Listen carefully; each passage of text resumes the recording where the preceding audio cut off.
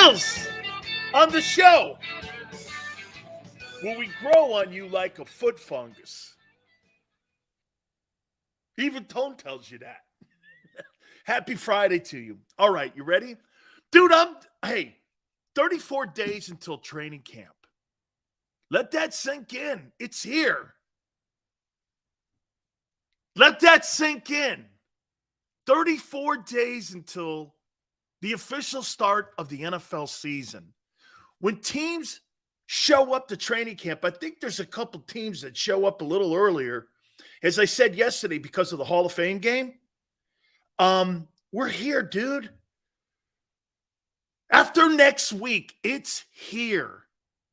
I still think Howie Roseman, the GM of the Eagles, still has one more opportunity, okay, to make another move. And we know he's going to, okay? We know he's going to. He did it a year ago. And by the way, think about what he did. Do you remember what he did? Tone, correct me if I'm wrong. He failed when he first initially brought a guy in from San Francisco because he was looking for a dude to play in the safety spot, right? That guy from San Francisco never really panned out to do shit. They didn't really like what he brought to the table. And then all of a sudden he goes out 9 days before the start of the season. He goes out and finds Gardner Johnson. And it was a complete grand slam. Yeah, that's right. That Tart kid who turned out to be a nothing burger. Remember something, man. Nobody gives a shit about moves like that. But you know what he wasn't? He wasn't frightened away from making a move. We got to get a guy in here. So what does he do? I'm going to say it one more time to you. One of the absolutely greatest things that guy does is that he looks at your roster and he doesn't look at the top guys. He looks under the label of underutilized guys, underpaid guys. He almost like plays, let's say it, Moneyball. The moves how much money? Let's do this. If Hassan Reddick was on the open market right now, how many teams do you think would pay $15 million for him to come rush the passer for them? 30? I guarantee you this. Hassan Reddick ain't making $15 million on the open market. That's a $20 million plus guy now. That's a $20 million plus dude. By the way, Joe Theismann, former NFL MVP, bottom of the hour. We're going to get his thoughts, the former Monday Night Football analyst as well. We'll talk a little Commanders with him. Looks like the sale is going to come up here in a couple weeks here where Josh Harris, the owner of the Sixers, it's going to be official. He's the owner of the Commanders. I want to get one of the legendary players' thoughts on all this and what he sees with that Commander team. And we'll do that with the legendary former MVP at the bottom of the hour, Joe Theismann. I'm looking forward to that, okay?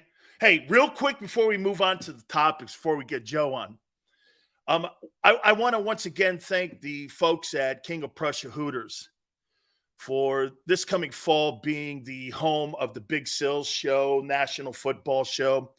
We're so looking forward to that. Thank you guys so much for the confidence that you have in us. My relationship of over 35 years with Hooters is second to none. They've always invested in us. You know, I was taught a lesson a long time ago by John Morgan. And John Morgan said, never invest in the horse, always invest in a jockey. And he's right. Horse could be as great as ever, man. He could be one of the greatest thoroughbreds of all time. You ain't got the right jockey on him, doesn't matter how fast he is. He ain't going anywhere. Always invest in the jockey. So we're thankful that the folks, Phil and everyone, Phil Moran over at the Hooters King of Prussia is now part of the program. So thank you guys very much. We really, really appreciate it. Hey, is Niner in here yet? Because, you know, he gives me shit about content. Oh, I got some content for you today, Junior. Jerome, thank you so much, man. And you know what, Jerome? I wanted a place that we can all get together and down some beers and such. And now we got a place for everyone to come and meet. So we're going to be doing some events there, obviously. So we're going to get a chance to do that. And get this. Big Sills may actually be out of the Dan Cave this coming fall. And I may be actually doing some tailgating with you guys. We may have to put some of this together here. Really looking forward to this. I am. Niner like, hey, dude, I don't not like Niner. As a matter of fact, there's really very few people in here that I don't like. I mean, look at JM. He gives me more shit than my wife. You kidding me? I love the dude. All you guys that come aboard each and every single day from 3 to 6 Eastern time, we so appreciate. You know that. Okay. Well, but wait a minute here. You might not like me after these topics. And as I said, Joe Theismann, bottom of the hour. Okay. Who do you think has a better year this year? If you were to put $100 down, who has a better season this year? Lamar Jackson or Jalen Hurts? Okay? Who has a better year? Let me take a look at this here. Let me see where they are in their careers right now. So Jalen Hurts, 24. He'll be 25 on August 7th. He's 3 years in the league, going on his fourth year. Second team All-Pro in 2022, Pro Bowl in 2022, was an alternate in 2021. Jerome says Jalen all day. Okay? Burt Bell MVP award. There's JM's favorite MVP. Oh, look at JM. Hurts Jackson is switching to a new offense. Let me expand. Jalen Hurts, 7,906. You know what? I'm going to say something here that's going to kind of... Does Jalen throw the ball better than Lamar Jackson? Yeah. I'm not saying he can't throw the ball, obviously, because I'm going to read his stuff here in a minute. But if I had to pick a guy who's a better thrower of the football right now in their careers, I would say Jalen throws the ball better. Wouldn't you? I mean, I would say he throws the ball better than what Lamar Jackson does. Well, here, let me get through the rest of this. Jalen's touchdown to interception ratio is great. 44 TDs, 19 interceptions. Would you say, Tone? I think Jackson has a bigger arm, but Jalen has a better touch and accuracy. Yeah. I'd go there. Yeah. That's better put. Yep. I agree with him. Passer rating, 92.2. I think that's really good for a guy who wasn't considered a great passer when he came out of college. I'm talking Jalen here. By the way, your first 3 years, this is great stuff.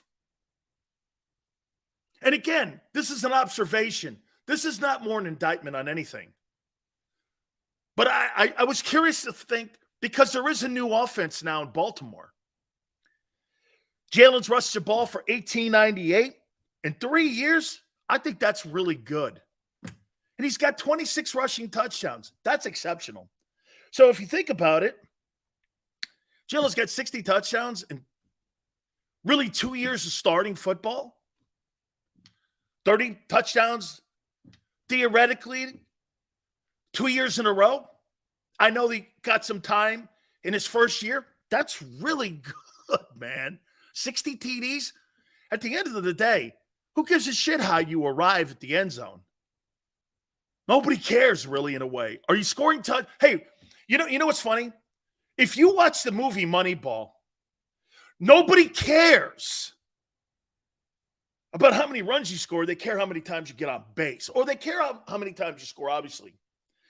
But getting on base, scoring runs.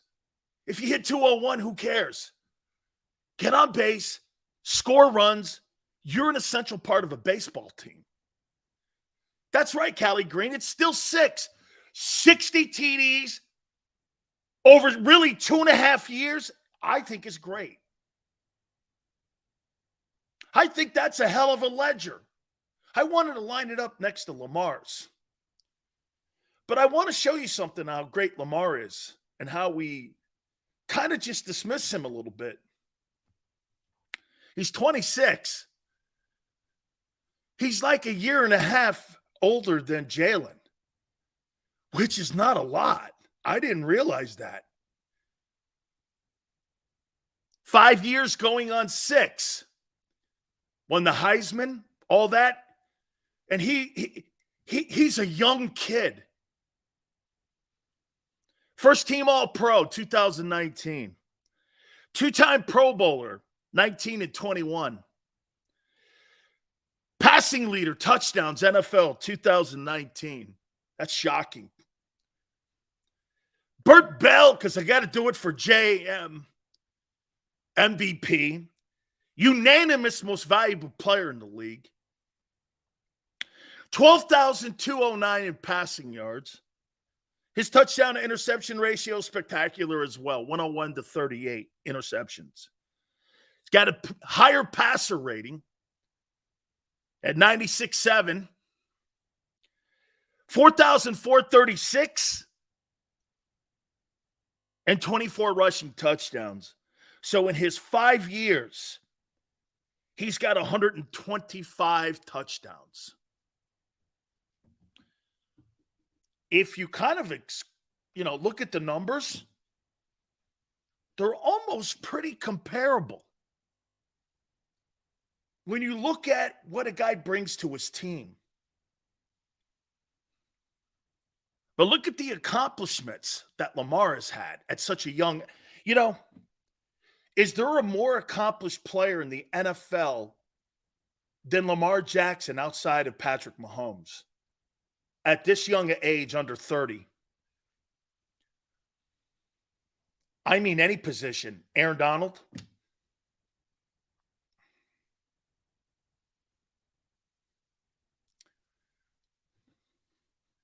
This guy's awful accomplished. I think he's going to have a big year. I think especially, and get this, in a tougher conference. I think Jalen will probably put up some really good numbers this year in a weaker conference. Now, we always have to reel that comment back in because he may still be in a weaker conference, but he does have the toughest schedule in the league. So that's a reel in.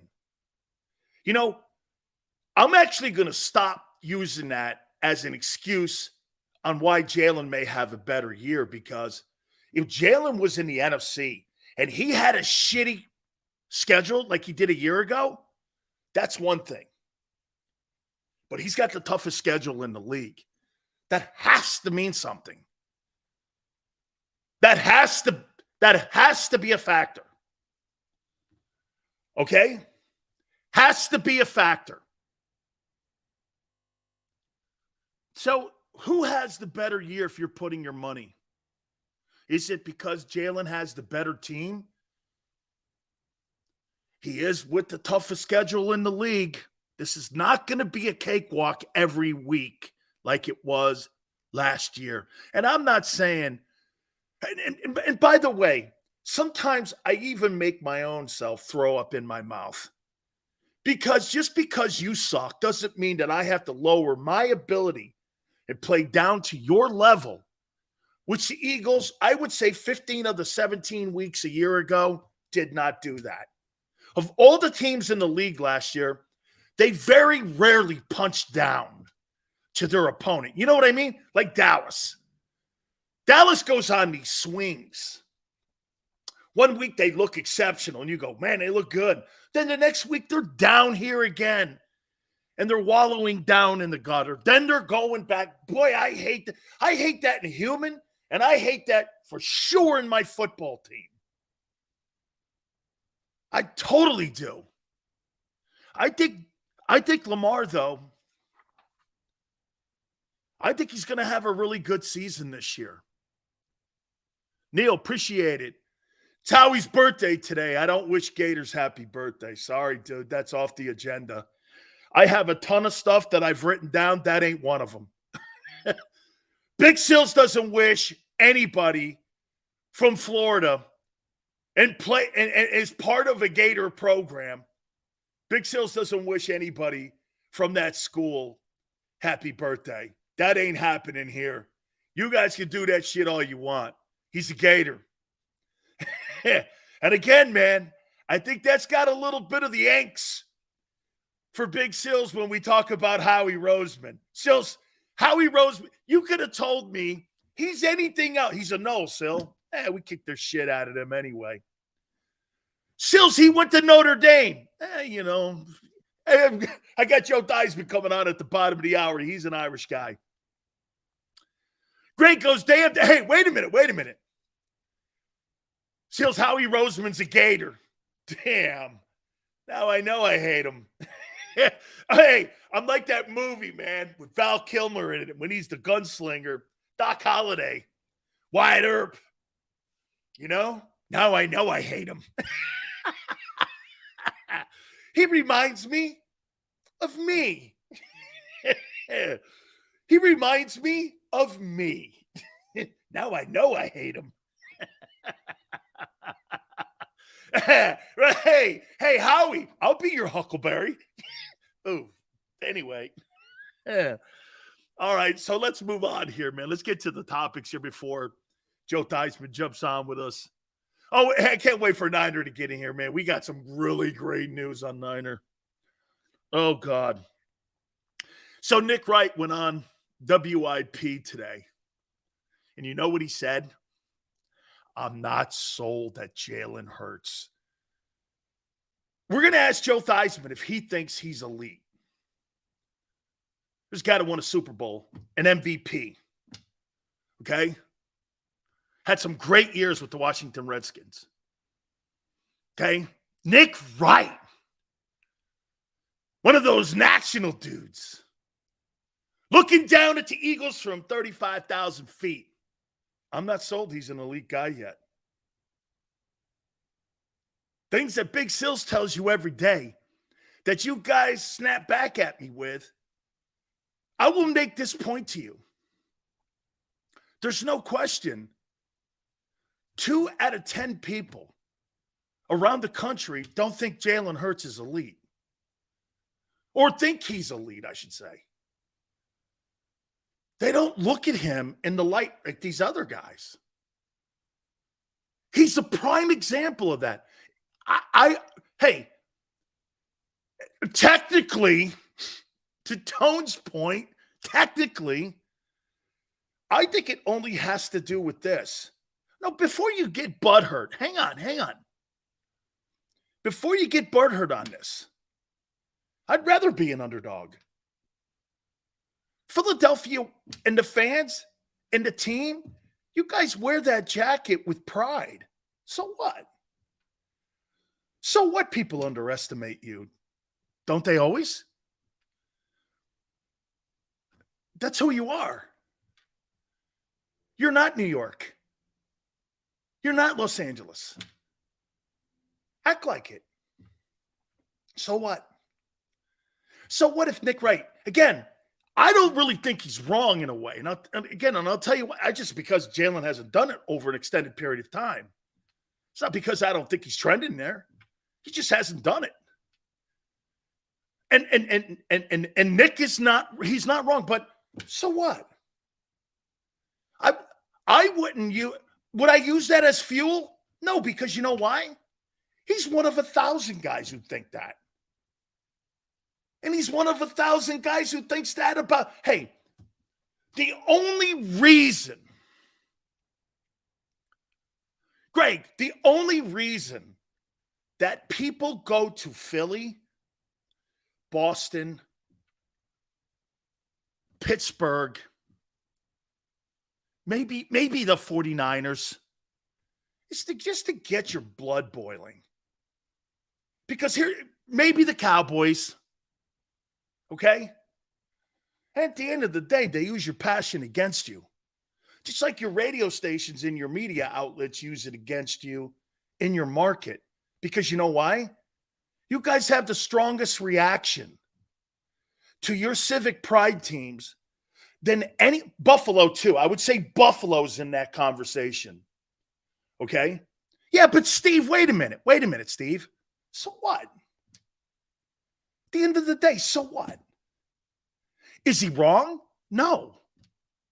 Because he can always come back and go, he's nothing near Lamar Jackson in accomplishments, and they're pretty much the same age.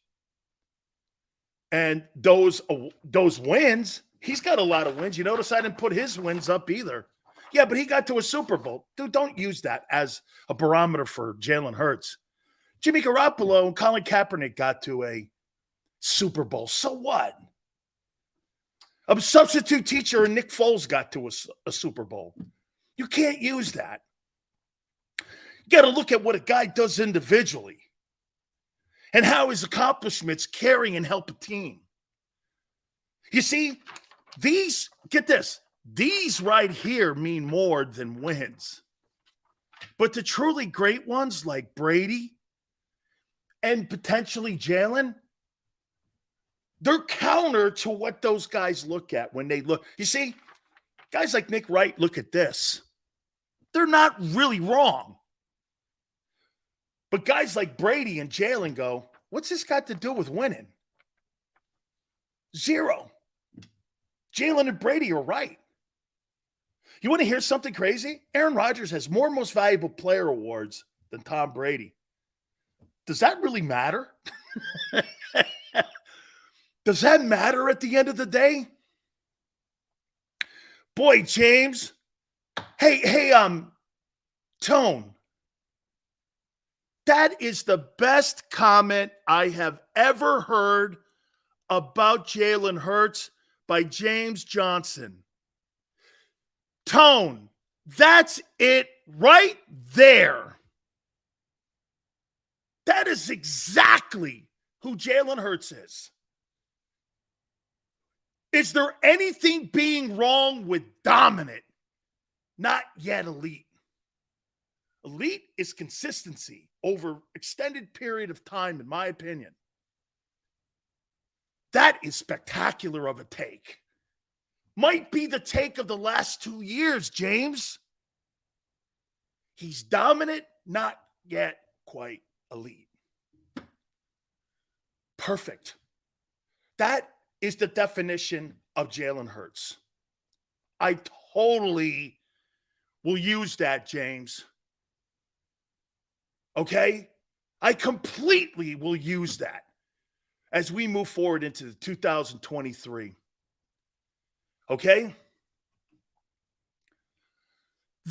James, right? Very fair. I'll tell you what, James. Not quite elite. He puts another year like that up. Then you do this. He's dominant and elite.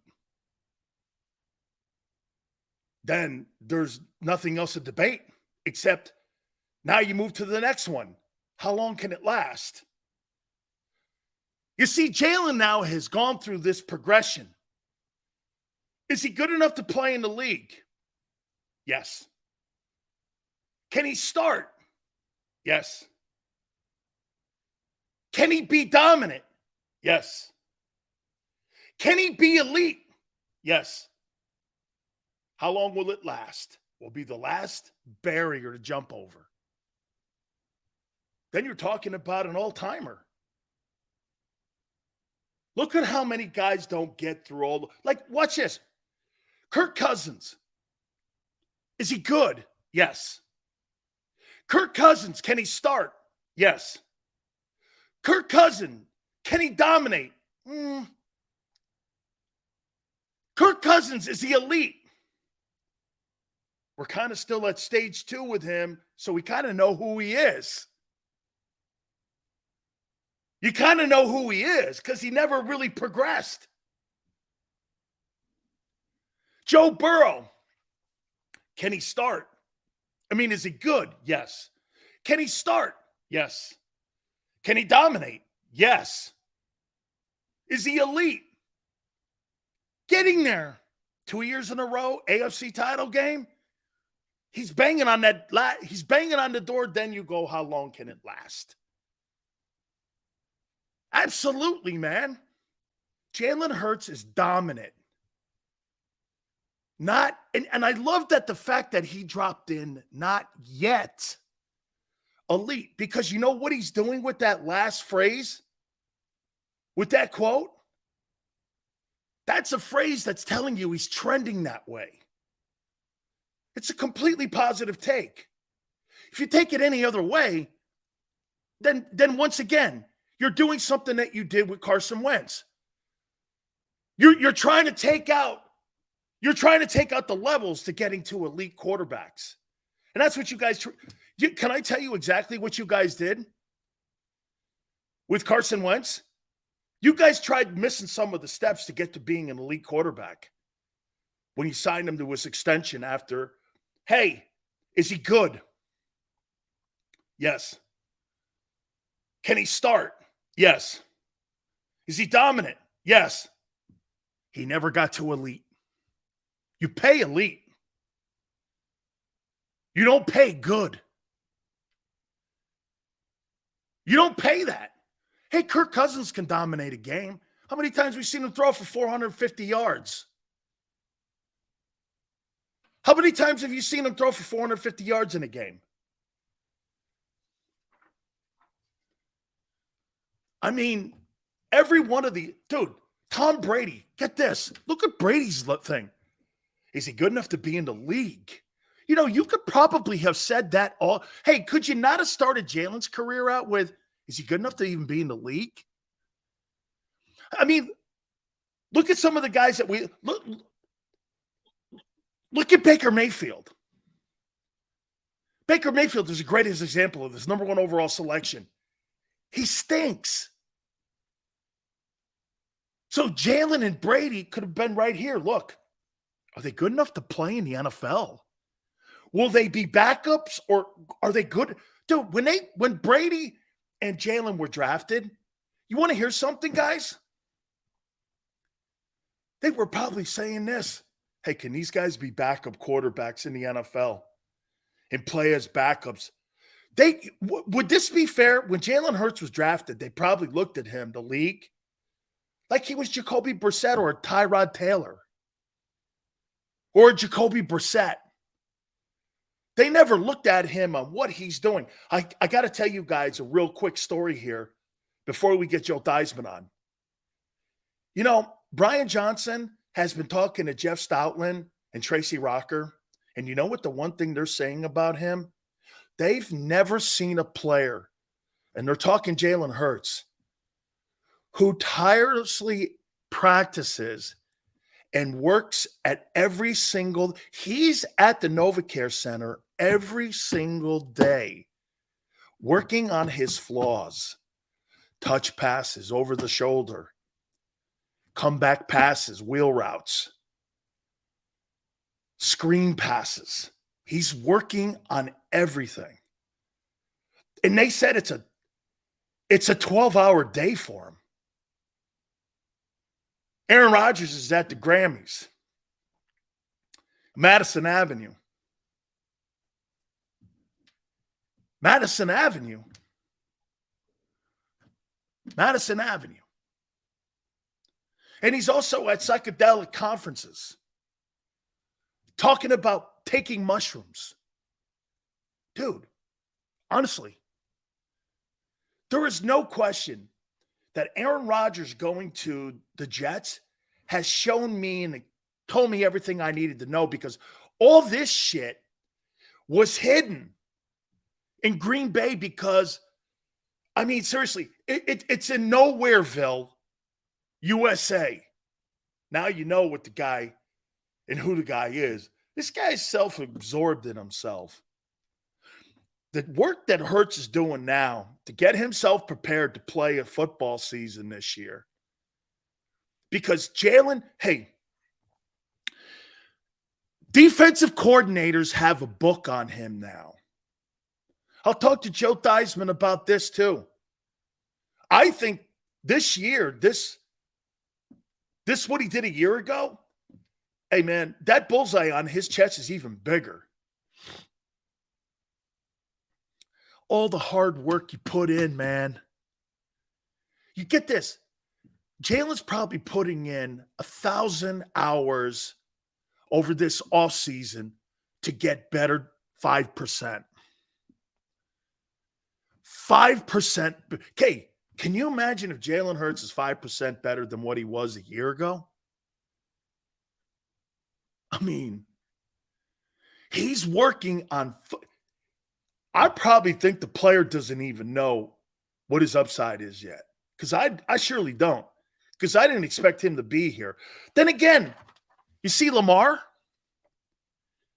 Let me put it to you this way about these two men. I thought these two quarterbacks, I thought they were, when the Baltimore Ravens drafted Lamar Jackson, and I saw him in his first stint when he took over for Flacco, I said, this guy will be out of the league in 5 years. I couldn't have been more wrong about a player.